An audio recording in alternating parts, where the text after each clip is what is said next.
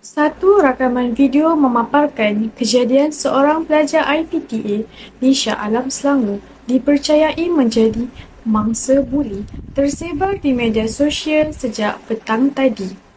Dalam video berdurasi 20 saat itu, seorang pelajar perempuan berbaju lengan panjang putih dan berseluar gelap telah digetak, dibaling sampah dan dirampas wang sakunya oleh beberapa pelajar lain dari IPTA yang sama. Malah, kumpulan pelajar yang membuli dan mencederakan mangsa turut menyedari tindakan mereka itu dirakam oleh pelajar lain.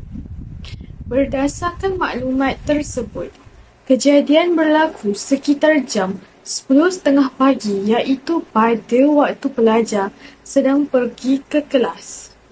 Lebih membahayakan, kejadian itu dipercayai berlaku di dalam blok di tingkat 1 asrama berkenaan yang juga berkemungkinan boleh menyebabkan mangsa dalam situasi yang tidak stabil.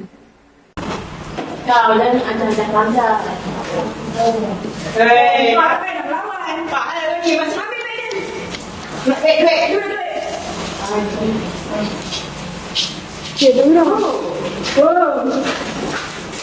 Dah.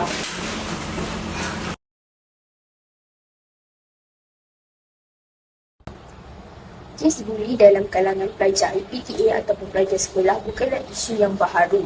Merujuk Kamus Dewan edisi keempat, buli dapat didefinisikan sebagai perbuatan atau mempermainkan orang, terutamanya orang yang lemah dengan tujuan untuk menggertak atau mencederakan. Contoh kes buli ialah memeras ikut, menghina dan mencederakan secara fizikal dan mental. Menurut mantan Perdana Menteri iaitu Tuan Dr. Mahathir Mohamad, gejala buli ini telah mengemaskan serta membimbangkan pelbagai pihak terutamanya sekolah, ibu bapa dan masyarakat. Perkara ini perlulah dipandang serius oleh semua pihak dengan mengenal pasti faktor berlakunya gejala buli ini dan langkah-langkah untuk menangani masalah buli ini. Antara salah satu faktor terjadinya gejala buli adalah disebabkan pengaruh keluarga atau ibu bapa yang mementingkan kejayaan mereka semata-mata. Hal ini menyebabkan anak tersebut tidak mendapatkan kasih sayang dan belayan yang mencukupi dari ibu bapa mereka. Faktor seterusnya ialah pengaruh dari media massa, iaitu banyak media elektronik menyiarkan rancangan televisyen yang mengandungi aksi pergaduhan dan pembunuhan yang ganas.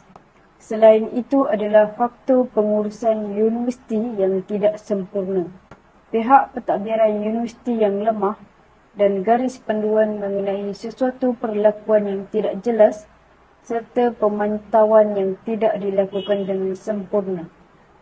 Akhir sekali, pengaruh rakan sebaya juga menjadi punca terjadinya kegiatan buli. Terdapat pelajar yang membuli pelajar lain disebabkan oleh rakan. Lebih menjejaskan keadaan, perbuatan ini boleh membawa kepada kecederaan atau kematian. Beralih pula kepada kesan buli terhadap mereka yang menjadi mangsa buli. Kesan yang tidak boleh dikesampingkan ialah mangsa buli tidak dapat memberikan tumpuan sepenuhnya terhadap pelajaran. Kejadian kes buli secara tidak langsung telah menyukarkan masa untuk melibatkan diri dalam proses pengajaran dan pembelajaran di dalam kelas. Hal ini demikian kerana mereka sentiasa memikirkan tentang hal tersebut. Mereka juga sering ketakutan dan sentiasa memikirkan perkara yang dilakukan oleh pembuli ke atas diri mereka. Mereka juga akan menjadi pasif dan tidak ceria. Mereka juga tidak berani untuk berkomunikasi dengan rakan-rakan dan guru mereka. Hal ini demikian kerana mereka telah diugut supaya tidak melaporkan kejadian mereka dibuli kepada ibu bapa dan guru. Jika mereka melaporkan, pembuli mengancam akan melakukan sesuatu yang lebih teruk. Akibatnya, mereka selalu ponteng sekolah untuk mengelakkan diri daripada dibuli. Ini menyebabkan prestasi akademik mereka merosot dan akhirnya mereka gagal dalam peperiksaan. Seterusnya, gejala buli yang keterlaluan boleh menyebabkan mangsa buli bertindak untuk membunuh diri bagi menamatkan penderitaan yang mereka tanggung. Sudah terang lagi bersuluh, mangsa buli biasanya akan mengalami trauma dan ketakutan sepanjang masa. Berdasarkan kajian dan bukti yang diperoleh, terdapat kes-kes yang tragik di mana mangsa buli telah membuat keputusan bahawa satu-satunya untuk menghentikan kesengsaraan mereka adalah dengan membunuh diri. Mereka akan hilang pertimbangan sehingga tergamak untuk menamatkan nyawa mereka sendiri. Di samping itu, buli juga boleh mengakibatkan kecederaan fizikal. Hal ini dikatakan demikian kerana ramai mangsa telah mengalami pelbagai kecederaan yang serius akibat daripada buli ini, antaranya patah tulang rusuk, patah tangan dan yang lebih teruk lagi sehingga berlakunya kematian. Assalamualaikum warahmatullahi wabarakatuh. Nama saya Anisadira binti Romaina Wisham dari CAFF 237 akan membentangkan langkah-langkah untuk mengatasi gejala buli dalam kalangan pelajar IPT. Salah satu daripada langkah-langkah tersebut ialah pihak IPT ataupun pihak sekolah memupuk sikap toleransi dan saling menghormati antara satu sama lain.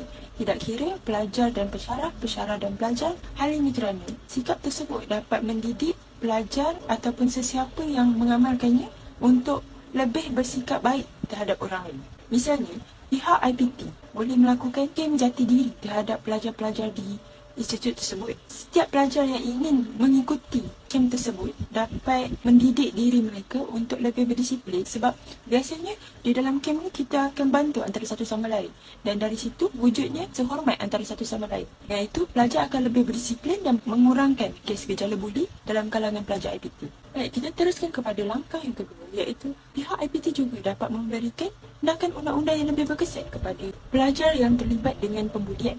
Hal ini kerana kebiasaannya pembulian ini terjadi dengan sekecil-kecil perkara. Misalnya dengan pembulian emosi, pembulian peralatan dan lain-lain. Apabila aduan ini telah dilakukan kepada pihak IPT ataupun jawatan kuasa kolej, mereka akan mengambil mudah. Mereka menganggap perkara ini seperti hal-hal yang biasa.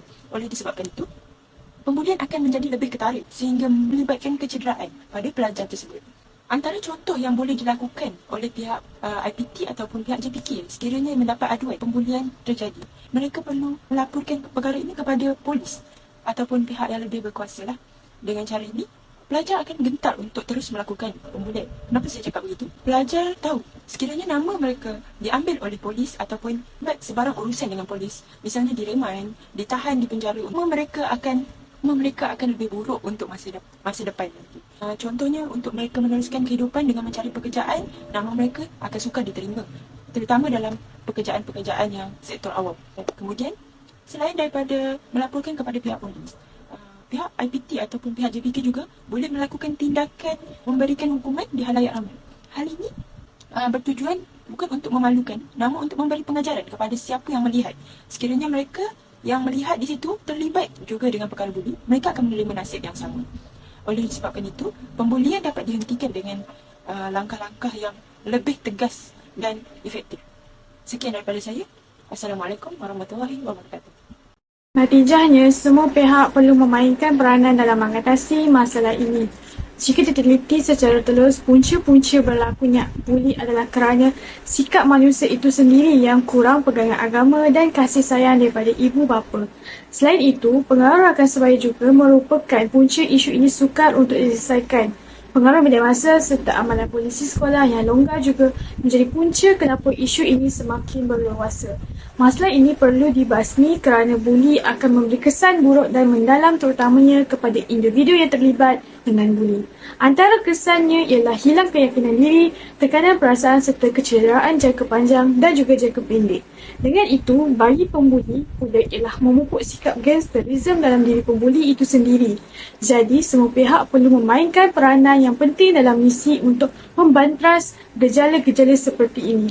Antaranya yang lebih memberi autoriti kepada pihak pewajib untuk menangani masalah buli ini. Sebagai contoh, guru, polis dan sebagainya. Selanjutnya, kempen kesedaran tentang bahayanya buli juga perlu diberi penekanan. Selain itu, peranan ibu bapa dalam memerhatikan anak-anak turut perlu diberi perhatian.